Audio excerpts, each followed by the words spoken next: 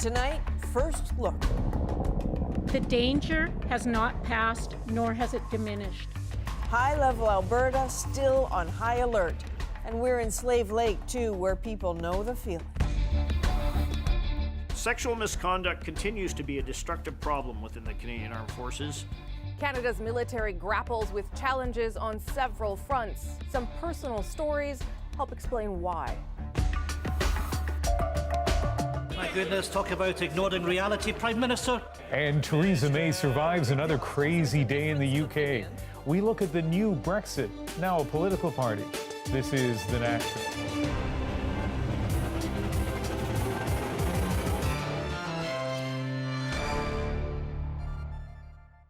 Fires remains extreme in northern Alberta, with the largest now covering more than 900 square kilometers. That's the fire near High Level, one of 4 still out of control. The others near Slave Lake, Peace River, and Lac La Biche. Today, winds were lighter, the humidity heavier. That is good news, but only for now. The forecast says things should heat up tomorrow. 230 firefighters have begun to arrive from BC, but 5,000 people are still out of their homes, many of them from High Level. Today, Rafi Boudjikanian got a first look inside the town that suddenly emptied out.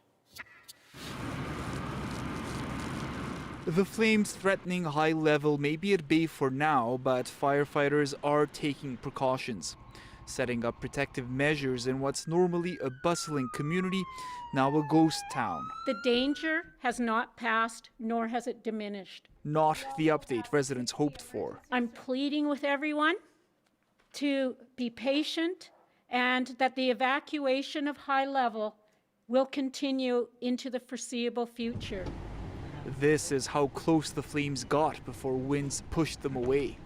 A nearby mill, one of the town's main employers, barely escaped damage. Albertans know well the devastation of wildfires.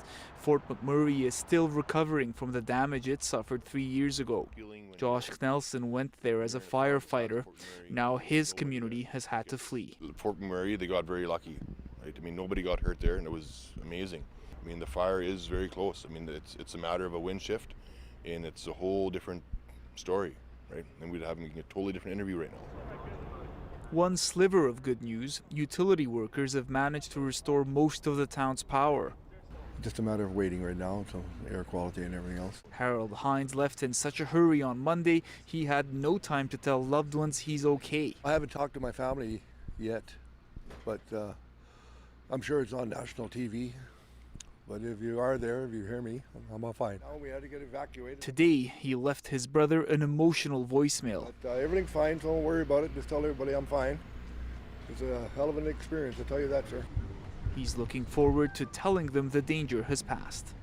Rafi Boudjikanian, CBC News, High Level, Alberta.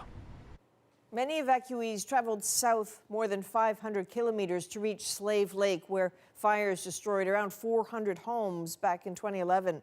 Aaron Collins was there as the high-level exiles filled up local hotels and campgrounds.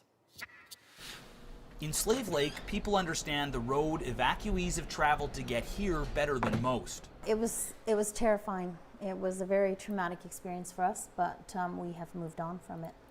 Just 8 years ago, a fire chased Edie Clausen from her home. That threat is never far from her mind.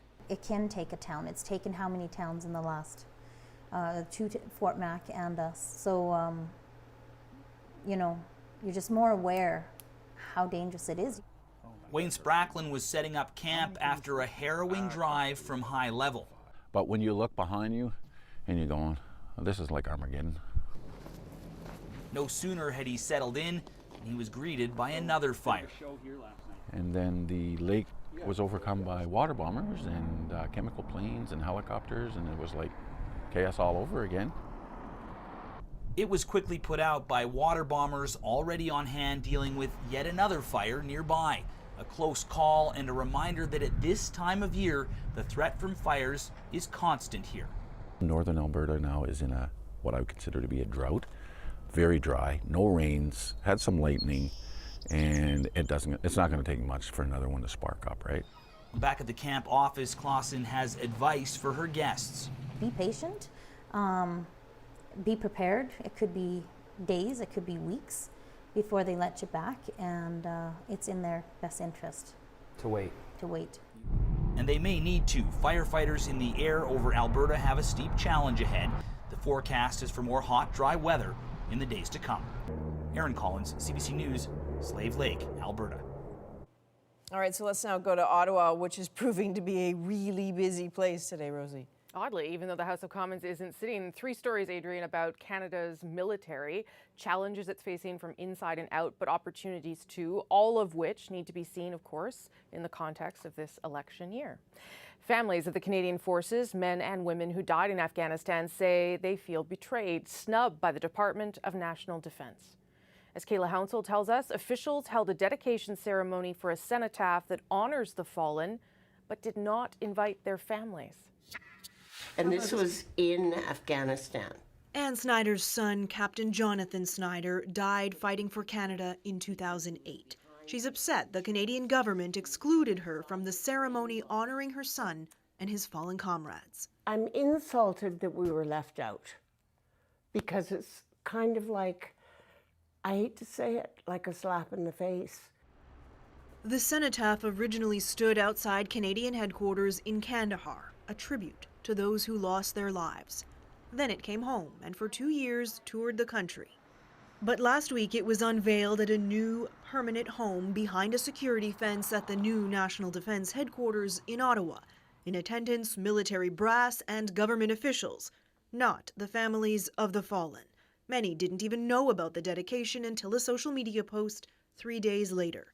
In a statement, the Department of National Defence said it wanted a dignified service, saying the decision to hold a humble, internal event was made by senior leadership to ensure proper reverence. You know, I'd like to use a bad word there and say BS. I mean, who would feel more reverent at that event than the other families and myself? The government is inviting families to visit by appointment and says planning is underway to facilitate access for veterans and public visits on what it calls appropriate occasions. The Prime Minister fell short of committing to make the memorial permanently public. We are working with the Department of National Defence to make sure that this is done right. Ann Snyder says the controversy will never diminish her memory of her son. Jonathan was a wonderful man. He was a humble man. He was smart. But most of all, he loved his troops. She says he would be disappointed that those who loved him most were not invited to an event recognizing his ultimate sacrifice. Kayla Hounsell, CBC News, Halifax. Respect was the intent at the heart of a mission aimed at getting rid of sexual misconduct in the forces. Yet years later, results have not matched intent. The military's leadership says it's unacceptable, and victims do too. And as Murray Brewster tells us, some say it's time for a much different approach. It's a sobering report for military leaders who are used to meeting objectives. Sexual misconduct continues to be a destructive problem within the Canadian Armed Forces, and we have made rather limited progress in eliminating it over the past 2.5 years. I think the culture It doesn't surprise Paula McDonald. Constant sexual harassment caused her to quit the military. Some members of the Canadian Armed Forces have gone awry in terms of trying to teach soldiers how to be tough. The reality of the matter is that it's destructive and it's harmful to everyone involved. 900 members of the regular forces, 1.6%, reported being victims of sexual assault last year. Women were 4 times more likely than men to be victims.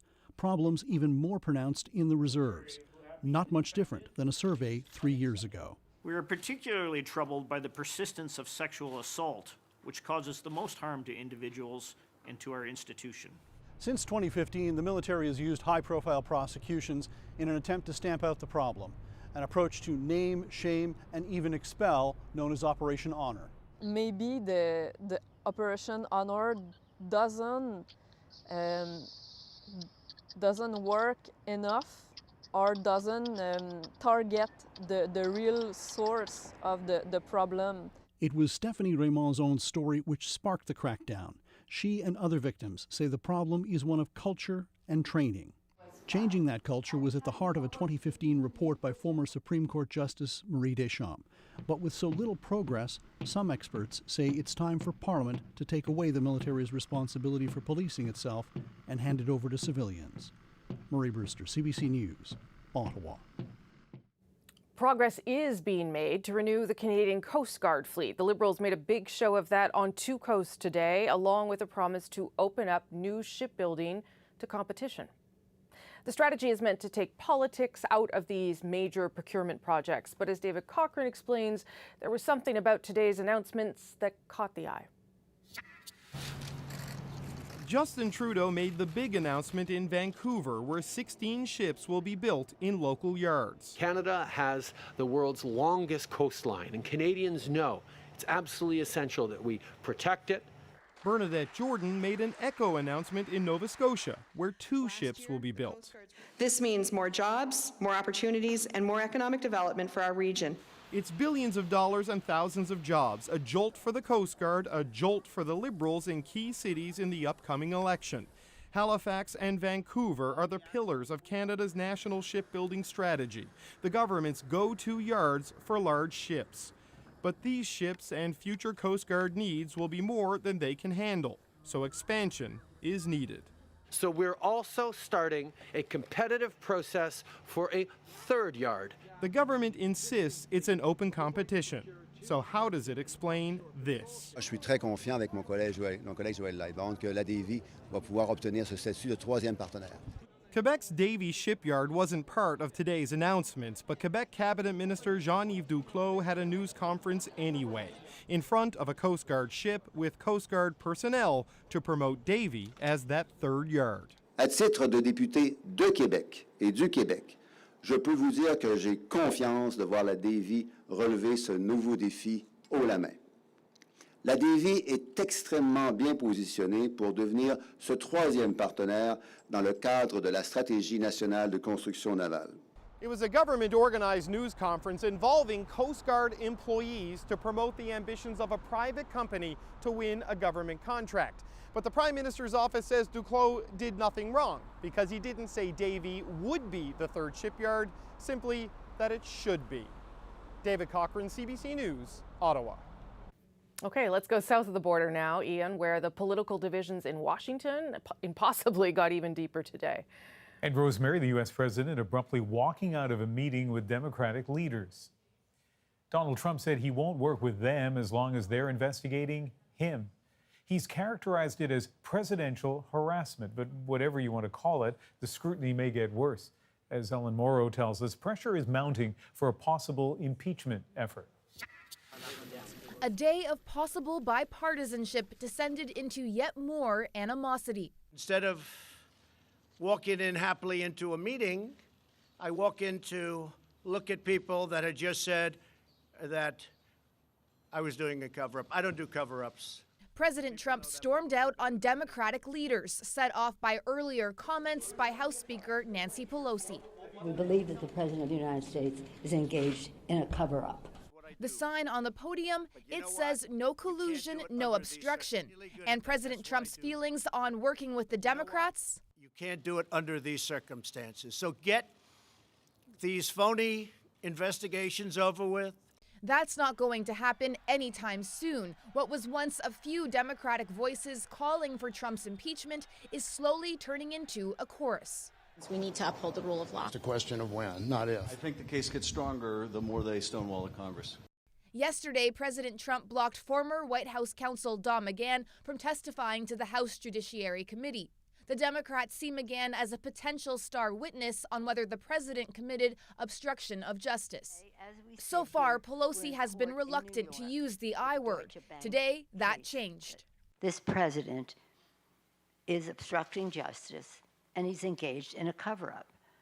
And that could be an impeachable offense. Half the American public says, look, the Congress should not hold the impeachment hearings. But this Democratic pollster is urging caution. He says the country isn't there, not yet. I would tell him to move prudently. Don't jump into it, but continue to follow the trail of what's there. The quandary for Democrats is whether pursuing impeachment will help them in 2020 or will it hurt them by just doing more to galvanize the president's supporters. The calculations, as always, will be political. Ellen Morrow, CBC News, Washington.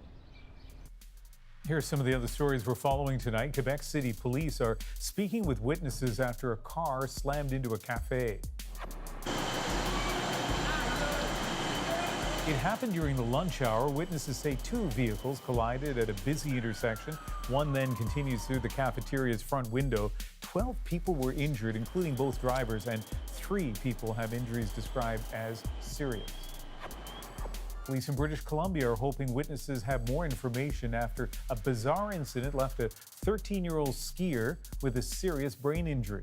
The boy, Max Keir, and an unidentified man swerved to avoid each other while skiing down Grouse Mountain in Metro Vancouver back in March. Max's father says the man then thrust a ski pole at the boy's head with enough force to puncture his brain. When the doctor on call showed me the CT scan and I saw the fragments, I saw the hole in his skull, and I saw the pool of blood in his brain, you freak out as a parent. The boy spent 4 days in intensive care, and 8 weeks after the incident, he's back at school for just an hour a day. When it comes to British politics these days, it's almost as if there are two unstoppable zombies, the Brexit debate and British Prime Minister Theresa May. Doubt them, delay them, attack them, and still they just march on. Tonight, May is bunkered in 10 Downing, politically undead. With another deadline to leave the EU in the fall, she asked Parliament to support another version of her scorned Brexit deal. Instead, MPs from both parties rejected it. And as Thomas Daigle showed us, promptly plotted yet again how to get rid of her. Is it time to go, Prime Minister? Heading to work in the morning or leaving Downing Street for good. Theresa May now under more pressure than ever to quit. Statement, the Prime Minister. But she's still selling her revised Brexit plan as what's best for Britain. Reject it, and all we have before us is division and deadlock. The government benches rather empty for such an important debate. My goodness, talk about ignoring reality, Prime Minister. Look at the benches behind you. An indication to the opposition that the Prime Minister has fully lost her grip on power. Her demise was accelerated when she reached out to anti-Brexit MPs by opening the door to a second referendum. I recognise the genuine and sincere strength of feeling across the House on this important issue. That led to closed-door Tory meetings today on how best to oust her, and public calls to step aside from previously faithful allies. I think we need a new leader, and it's really sad. We've only got a few months left until the deadline of the 31st of October, and we need a new leader and a new team to be able to deliver that. But who could that be? Leadership contenders stayed conspicuously silent. Well, I'm looking very carefully at the legislation today. As Leader of the Commons, that's my job, and making sure that it delivers Brexit. Thanks very much. Hours later, Andrea Leadsom kissed May's cabinet goodbye, fed up with the Prime Minister's unpopular Brexit plan. May still plans to lead her Conservatives into tomorrow's European Parliament elections. A disastrous result is expected and could mean she's forced out of Downing Street within days. Thomas Daigle, CBC News, London. Still ahead on the National, we will have more on the latest Brexit turmoil in our dispatch tonight, this time through the lens of those EU elections. And later, as India waits for its own election results, we hear from author Arundhati Roy. But first, explaining the increased heart attack risks for women. We like to refer to men having the sort of Hollywood heart attack where they clutch their chest and start to sweat and everybody knows they're having a heart attack. Women can have those symptoms, but they can also present with different symptoms that may be overlooked. People's Jewelers offered to pay more than $500 million for control of Zales, a U.S. jewelry chain. If successful, it would make Toronto-based People's Jewelers the largest jewelry retailer in the world. It's part of a growing trend in corporate concentration. Canada's largest companies are becoming even larger. Over the past 2 weeks alone, Canadian corporations have made takeover bids worth more than $6 billion. Last week, the Reichman brothers of Toronto made a $1.2 billion bid for control of Hiram Walker Resources. This week, giant Emasco of Montreal made a $2.4 billion bid for Vancouver-based Genstar. And yesterday, First City Financial of Vancouver made a bid for the American company Ashland Oil. Price tag $1.9 billion US. Takeovers are creating concerns in the House of Commons. Some Tory backbenchers have been demanding that the government block the Emasco bid for Genstar, which itself took over Canada Trust, which then merged with Canada Permanent last year. Such takeovers, especially for financial institutions, reduce corporate competition in the Canadian economy, say some experts. It's estimated that about half of all of Canada's publicly traded companies are owned by 9 Canadian families. When you're down to maybe a dozen key decision makers who control a whole variety of things that affect Canadians' lives, I think there's just too much ability to control a marketplace. That view is disputed by Emasco, the conglomerate whose assets include the United Cigar chain, Imperial Tobacco, the cigarette manufacturer, and the Shoppers Drug Mart chain. An Emasco spokesman said today, Shoppers has in fact more than doubled in size since Emasco took it over in 1978, creating more jobs and wealth in the economy. But some experts warn that corporate concentration means consumers could end up paying higher prices for their goods. Well, I think that we run a real risk down the road of really exploiting consumers in terms of prices. Big doesn't necessarily mean that the goods and services can't be provided at the lowest cost possible. In fact, it may mean that they can be. Leach's company gained control of Union Gas in a heated takeover battle last year. And if we want companies that can compete on an international basis, and after all, that's the marketplace today, it's a world market.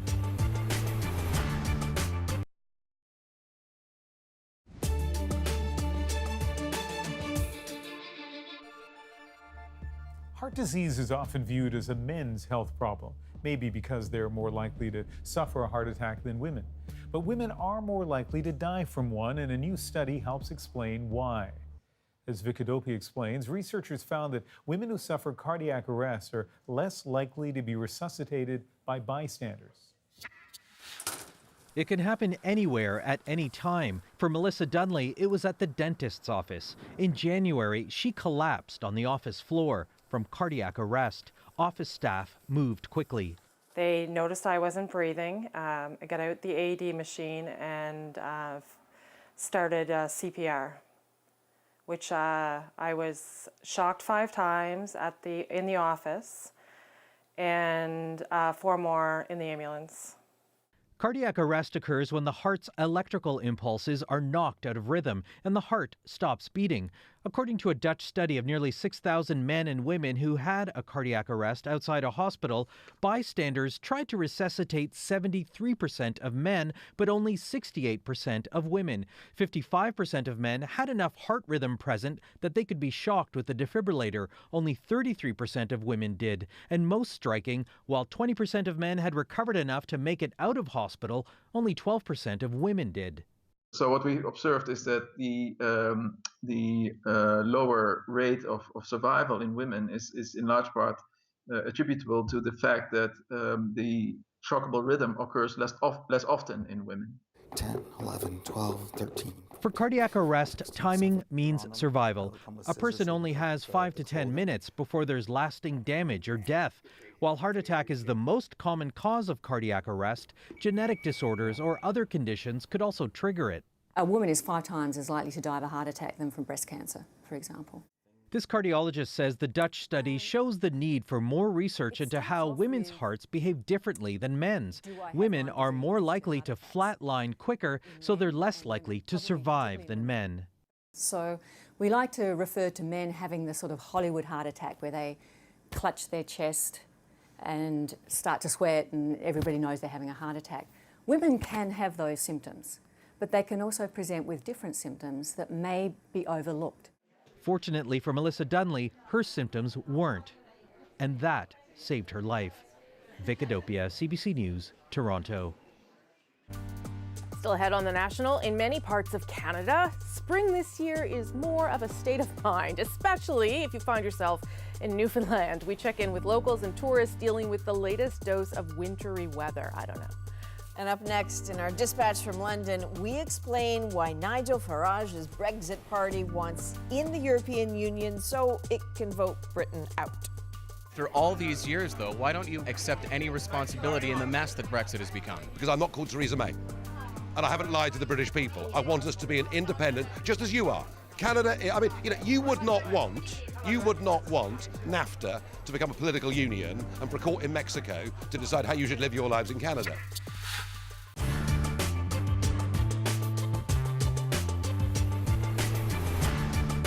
June of last year, 90 pressmen go on strike. They're the people who print the paper. The other workers are laid off, and they collect unemployment insurance. While they're laid off, their contracts expire too, and they form a common front with the pressmen. Here, management made its first and biggest mistake. It took a tough bargaining position on feather bedding, hoping to cut down on the number of pressmen. All later mistakes simply compounded this mistake. It was based on the illusion the Star could withstand a long strike. Art Wood became publisher later. During the strike, he was managing editor and a member of the bargaining team.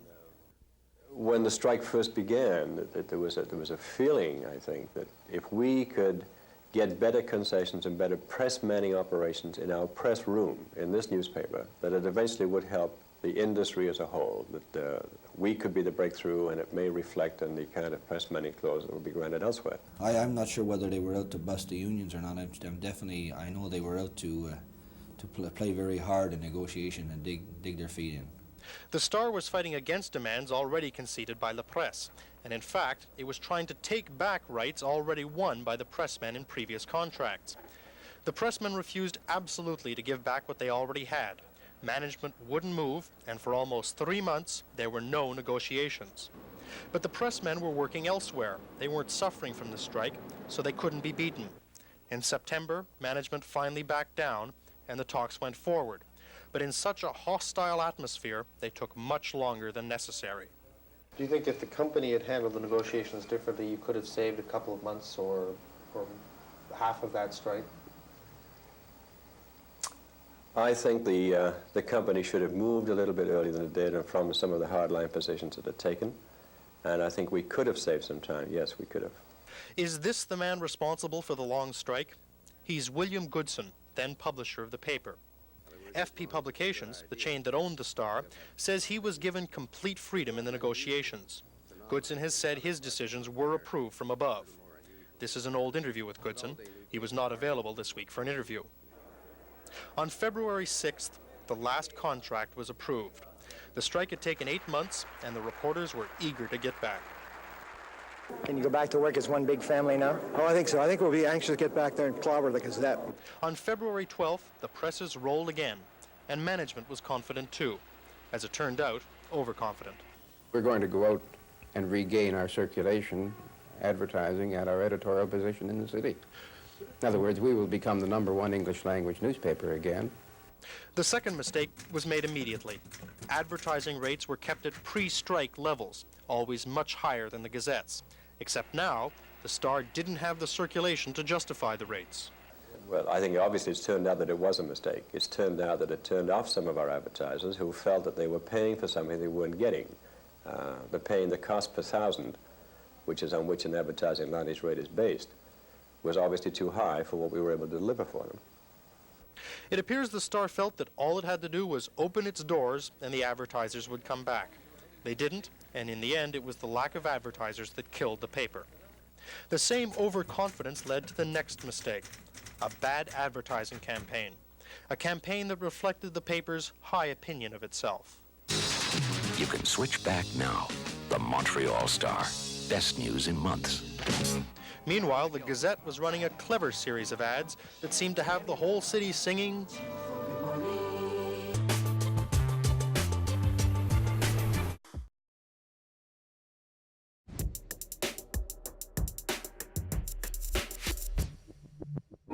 The challenges we face are global, but together in Europe, we can lead the way. This ad encouraging Europeans to vote in this week's EU elections has been viewed tens of millions of times. Today, I'm being born. Choose the Europe you want me to grow up in. The future of the EU is clearly at stake. Nationalist populism is surging in a number of countries, and so those are the parties bidding to control the agenda. They are projected to take a third of the seats, leading polls in France.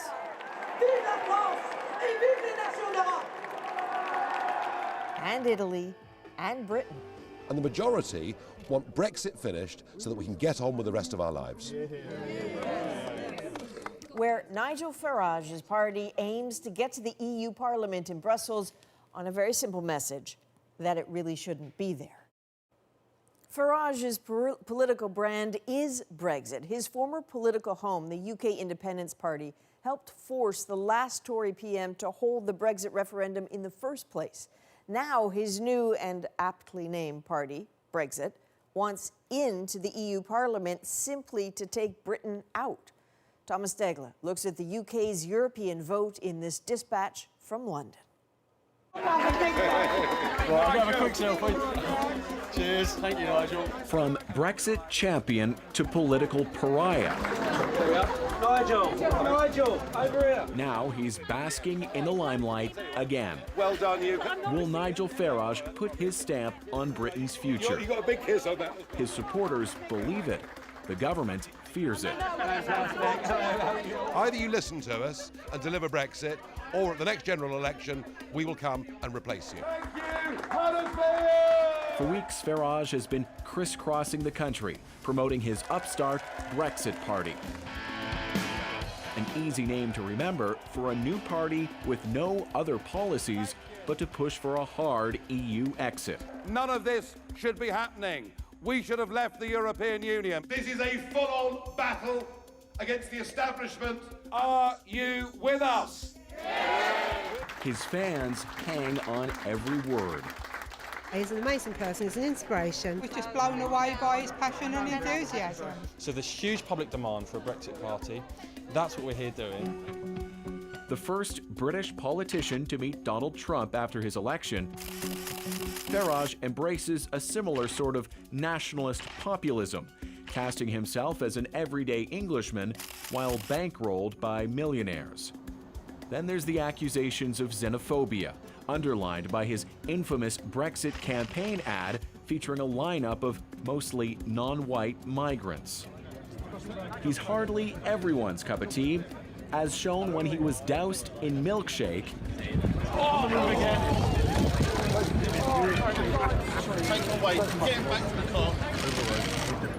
and left seething. He is the governor of Brexit. Give him a huge welcome, please. It is Mr. Nigel Farage. The longtime face of the UK Independence Party, he was a Brexiteer before the word Brexit existed. After all these years, though, why don't you accept any responsibility in the mess that Brexit has become? Because I'm not called Theresa May. And I haven't lied to the British people. I want us to be an independent, just as you are. Canada, I mean, you would not want NAFTA to become a political union and for a court in Mexico to decide how you should live your lives in Canada. If you put that to the Canadian people, they'd be appalled by the idea. That's what's happened to us. Farage has come to Essex County, England. 3 years ago, 62% of voters here chose to leave the EU, making it fertile ground now for the Brexit Party. We voted to leave, and the current government is not honouring that democratic vote. I don't want to be one European country where it's all dictated by politicians. I don't.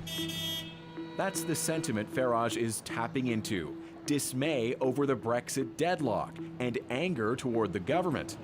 But will it work? I think he's a disturbing influence, quite frankly, with his far-right agenda. I don't think we need him. He's stirring up politics, so yeah, that can only be a good thing, I think. It's not that he's so wonderful, it's just he's the best of a bad bunch. Britons are about to vote in European Parliament elections. It's hard to tell. There are no campaign signs to be seen, only these flyers showing up in the mail. Keep in mind, this is the vote that was never supposed to happen. Britain chose to leave the EU and give up its seats in the European Parliament. The Prime Minister said so many times. Asking you to vote in European elections nearly 3 years after our country decided to leave. What kind of message would that send? But that was then, and this is now. Theresa May launching the Tory election campaign, albeit half-heartedly, to no applause. Next Thursday, we will be holding European elections. The Conservative Party didn't want to be fighting these. This was the campaign that nobody expected to happen. Nobody expected it, least of all him. Always close the door behind you. Charles Tannock, a Conservative member of European Parliament for 20 years. We're doing our very best. He's a veteran of these campaigns, but none quite like this. Certainly some Conservatives, while Brexiteers, feel very frustrated that a leave hasn't been delivered after 3 years. Don't kick Mrs May. She's doing her very best at the moment to try and find a compromise to get it through the House of Commons. Brexit has wounded Britain's two main parties, the ruling Tories and opposition Labour. Both are blamed for bungling the EU divorce, opening the door for smaller parties to make gains.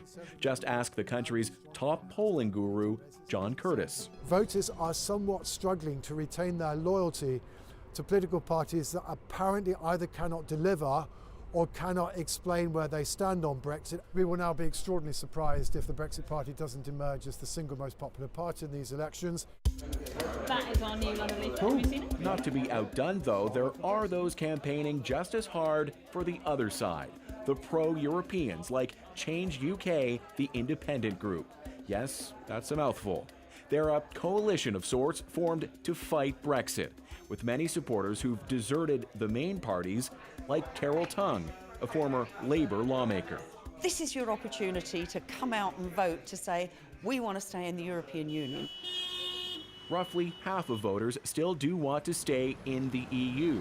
Problem is, pro-Remain parties are splitting the vote, with the Liberal Democrats, the Greens, the Scottish National Party, and Change UK among those all campaigning to stop Brexit.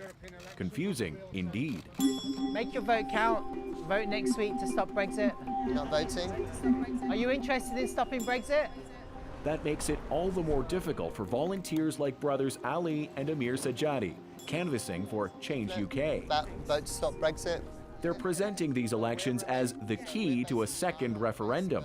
If it was working, then we wouldn't be in this mess. Convinced Britain should be allowed to change its mind, the way Amir did.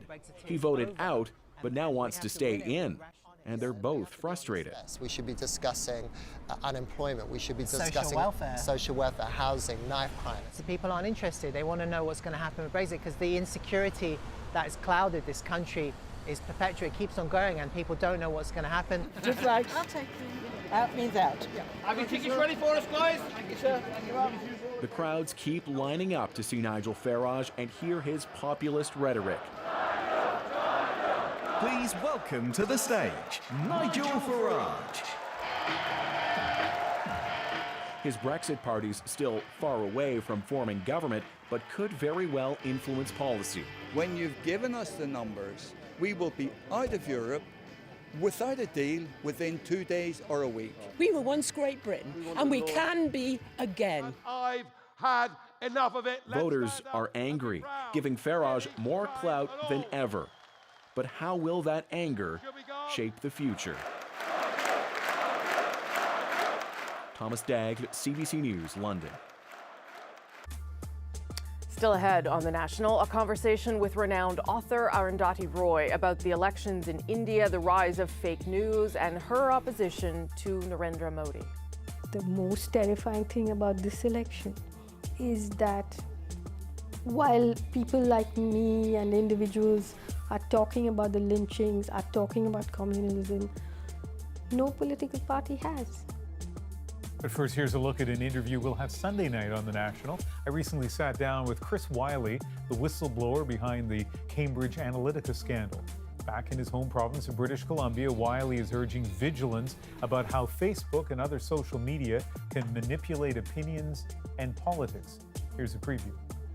when you look at how Facebook responded to the mass murders in New Zealand, right? And they say this every single time. We build these things and they're global and it's really complicated and things happen, right? And we're really sorry that they do, but it's really complicated. And for me, when I hear that, I hear, a company like Boeing say, yeah, well, aerospace engineering is really complicated and sometimes their planes fall out of the sky, right? We would not tolerate that. So, for me, Facebook's defense is the best argument to say why we should be regulating them, because it is complicated. So we need to ensure that they perform due diligence on their products before they release them to the public.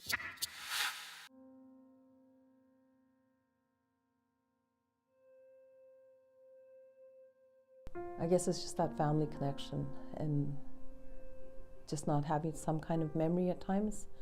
And it always goes back to being robotic. No feeling, no emotions, no nothing. If you got hurt, no one was there to comfort you. Things like just things that as a child I should have gotten from a loving parent, or an adult who looked after me.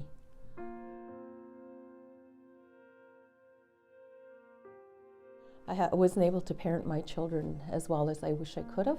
No one ever read to me. No one ever came and cuddled me or, gave me a hug if I was feeling sad or upset or I'd fallen down and no one was there for me. I had to just basically pick myself up and keep going. I'd like to think I'm getting better at it with my grandchildren.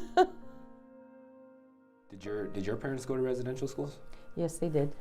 She just told me that she had actually gotten punched in the face for speaking her language, and she flew across the room, she said, and landed against a rad, and her tooth protruded through her upper lip, so she had a scar on her lip. She also told us that she did not teach us her language, which was Ojibwe, because she didn't want us to experience what she went through. It was her way of protecting us. My dad, he just kind of said, you know what, he says, with you, he says, we were like little robots. We were like little soldiers, he says. We used to parade around like soldiers, he said. And we were so hungry. And that's where he learned how to eat raw potatoes. I used to wonder why he used to eat raw potatoes, but they were hungry. So they would eat raw potatoes, and then they'd take some of the potatoes and at night and they'd exchange for bread with other students. If I was to give advice, I would suggest that people start to listen, to allow us to talk and to be heard and to listen. That's such an integral piece of this whole process, is listening and actually believing us. Because at the beginning, people said that we all colluded across Canada to make this story up. And I was like, how could we possibly have ever done that? We couldn't. So it's that belief that things really did happen to us. And it's affected us in many ways personally, in our everyday life, our relationships with people and our family. And it's because of that relationship being affected, we can't be who we should be as healthy individuals, as parents, community members, cousins, relatives, any kind of relations that we have. I think that's very important, and that we all sit together. It's nice when we can sit together too and talk, how can we move forward? Let's move together. Let's move forward together. Closed captioning is brought to you by Cirque du Soleil Crystal. From August 28th to September 1st at Scotiabank Centre in Halifax. Tickets at cirquedusoleil.com.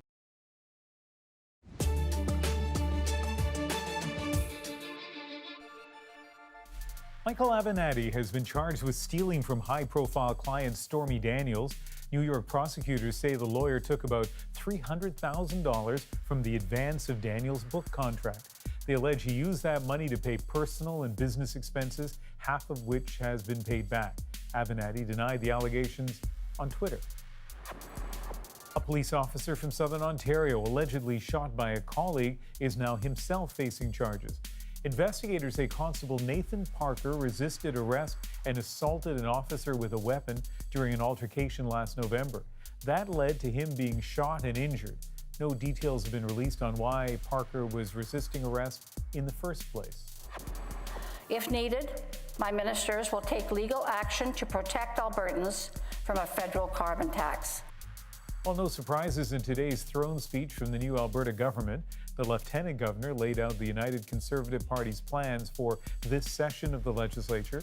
As Jason Kenney promised throughout the election campaign, the first order of business is to repeal the provincial carbon tax.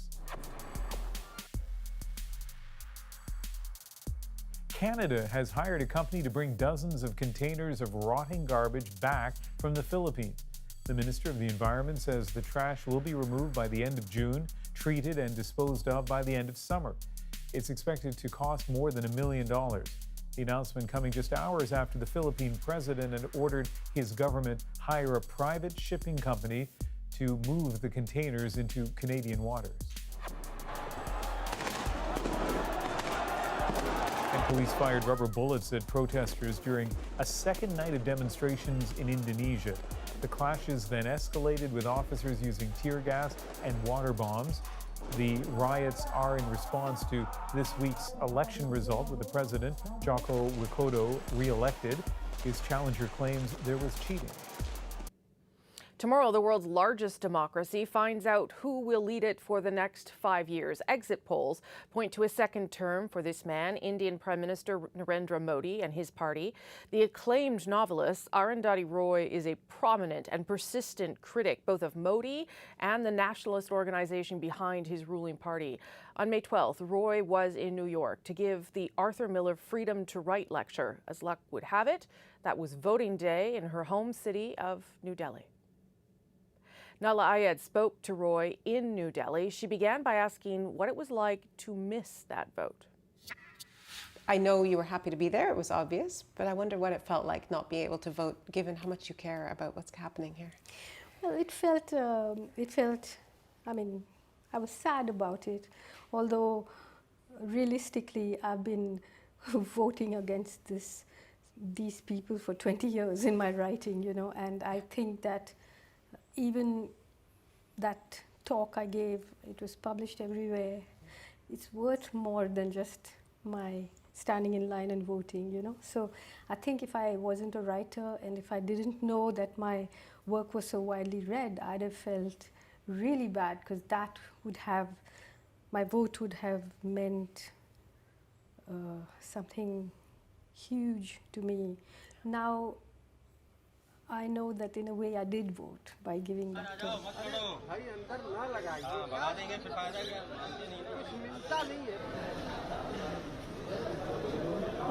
Well, I don't believe them. I can't tell whether I'm just being delusional, stubborn, ridiculous, you know, but I think that they're going to lose. Still, I think they're going to lose. I mean, no one's going to win. I don't think anyone's going to win. I think there are going to be a lot of negotiations. I don't know, honestly. I mean, my instinct says that the exit polls are wrong, but maybe I'm wrong, you know. Maybe one's so anxious that one just can't believe it. I don't know. Part number 150.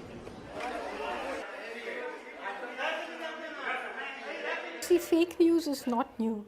I mean, the Iraq war was fought on the basis of fake news of newspapers which call themselves, you know, real and genuine.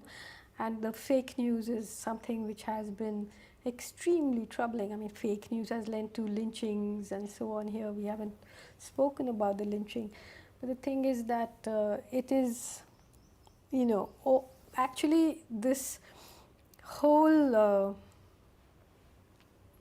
Hindutva project, it's trying to carve out a political majority from a society that doesn't have a majority. Every Indian actually is a member of a minority in some way, caste or ethnicity or religion or language. Every one of us is actually a minority. So you're trying to confect a majority, and the inclusion as well as the exclusion results in a great deal of violence. You've said publicly that you're often called an anti-national.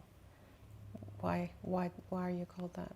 Why am I called that? Well, I've been called that since anybody who now anyone who disagrees, now of course it's not just me, now it's like anyone who doesn't vote for Modi is a Pakistani. I mean, the most terrifying thing about this election is that while people like me and individuals are talking about the lynchings, are talking about communalism, no political party has, because everybody is frightened of losing the Hindu vote, right? So everybody is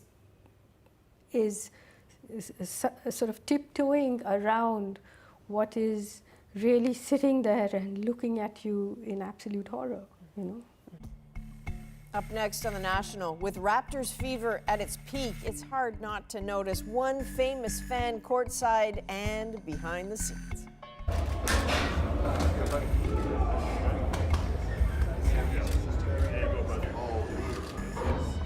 My dad's gonna steal this food.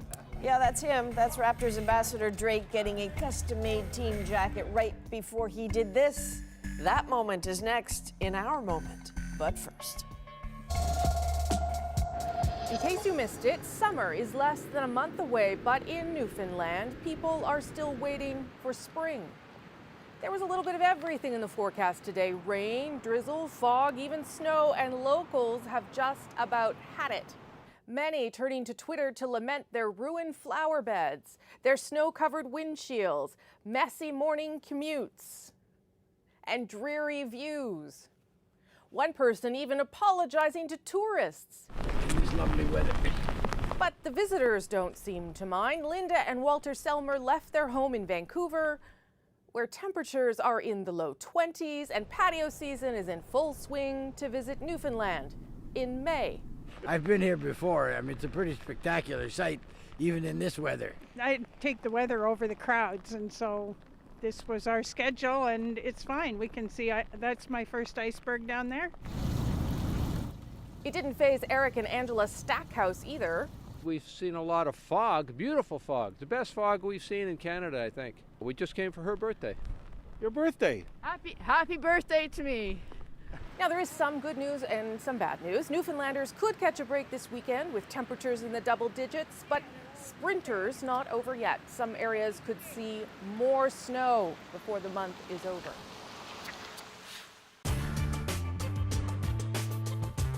Tonight, Front Page Challenge welcomes the outspoken Negro leader, Malcolm X.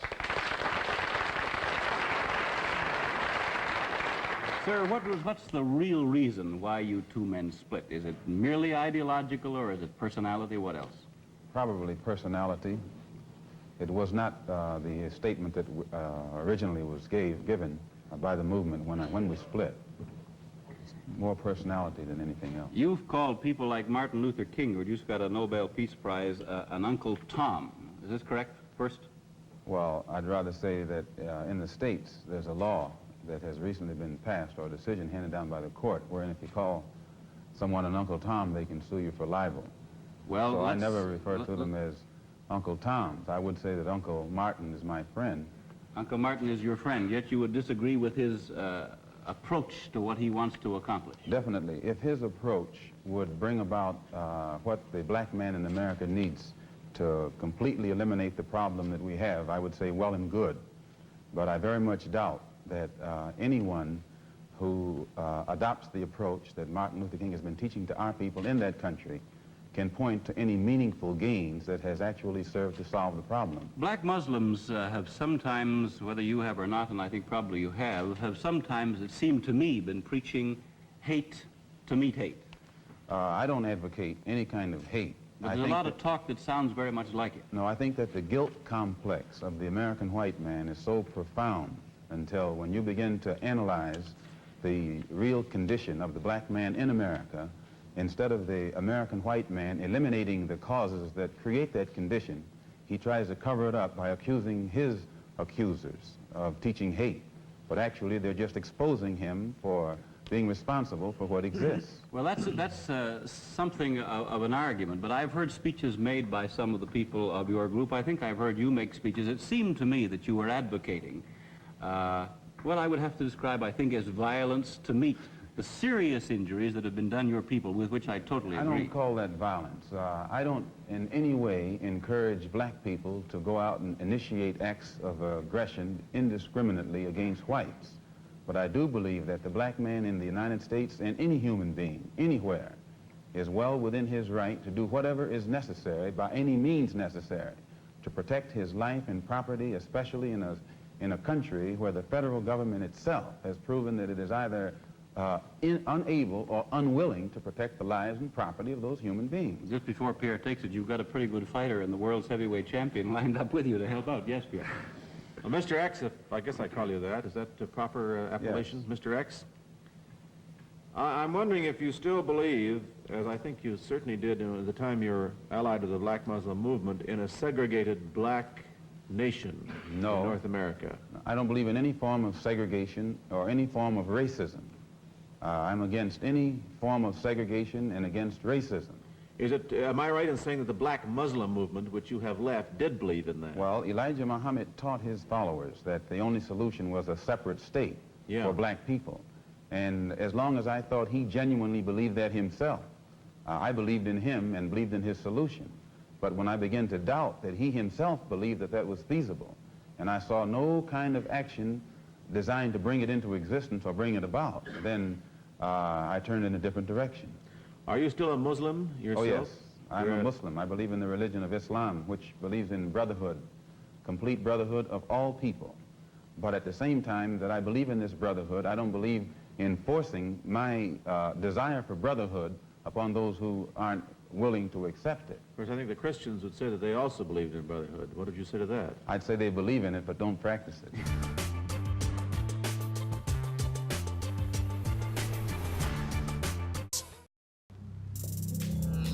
This podcast is about the checkered past of the Hudson's Bay blanket. I fall in love with everyone I meet. The scene of the crime is always significant. You can take your blindfold off, take off all your clothes, and wait here. How could you do something like that and live amongst people normally? I just want to be a normal dude. Yeah, mediocre would be phenomenal. It's been 30 years, but I can see it in my mind's eye. There's still so much we don't know. Canada's public podcaster. Your inbox needs more Canada. Get a weekly collection of fascinating stories, fun facts, and intriguing trivia with the CBC newsletter. Subscribe now and get the best of Canada.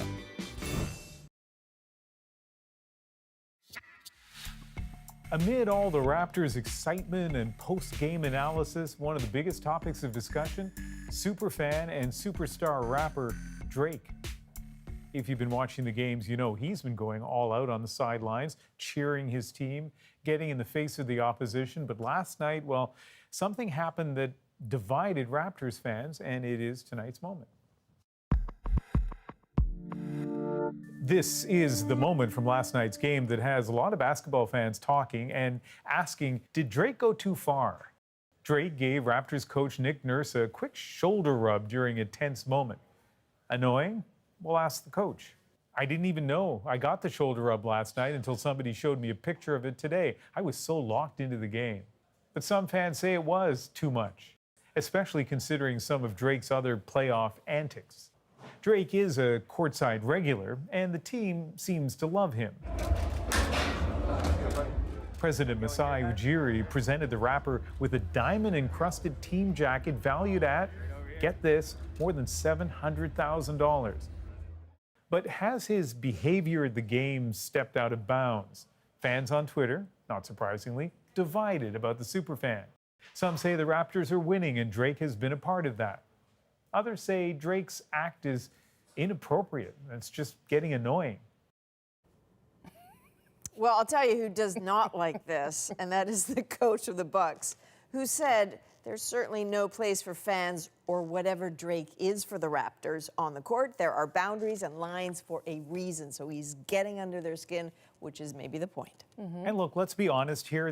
We are living in a society where there are two sets of rules.